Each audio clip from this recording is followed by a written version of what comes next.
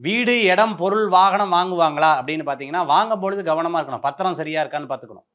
எழுத்து கரெக்ட்டா இருக்கான்னு பார்த்துக்கணும். நம்ம சொன்னது, அவங்க சொன்னது இதில இருக்கிறதும் சரியா இருக்கான்னு கொஞ்சம் கவனிச்சு பார்த்துக்கிறது ரொம்ப நல்ல பலன்களை கொடுக்கக்கூடியதா இருக்கும். அனாவசியமான செலவு இவங்களுக்கு உடம்பு ஏதாவது சரியாம வருமான்னா, காசு இல்லைன்னா உடம்பு சரியில்லாம வந்துரும். காசு இல்லைன்னா தலைவலி வரும், கழுத்து வலி வரும், மூக்கு வலி வரும், கண் வலி வரும், எல்லா வலியும் வரும். காசு இருந்தது அப்படின்னு சொன்னா, ரஜினி சார் மாரி இப்படி தலையில ஒரு இப்படி ஒரு ஒரு விசிறி விசிறி அப்படியே ஜெய் ஜெய்ஜாண்டிக்கா இருக்கிறதுக்கு உண்டான காலமாக இவர்களுக்கு ஏற்படுத்தி கொடுக்கும். மிதுன ராசி நண்பர்களுக்கு பார்த்துட்டீங்கன்னா, இளைய சகோதர சகோதரருக்கு சரியில்ல. ரொம்ப கேர்ஃபுல்லா இருக்கணும். அவங்களுக்கு ஏதாவது உடல் உபாதைகள் அப்படின்னா ரொம்ப கவனமா பார்த்துக்கணும். ஏதாவது சிகிச்சை, அறுவை சிகிச்சை எல்லாம் இருந்ததுன்னா ரொம்ப கேர்ஃபுல்லா பார்த்துக்கிறது ரொம்பவுமே நல்லது. யங்கர் பிரதர்ஸ் அண்ட் சிஸ்டருக்கு.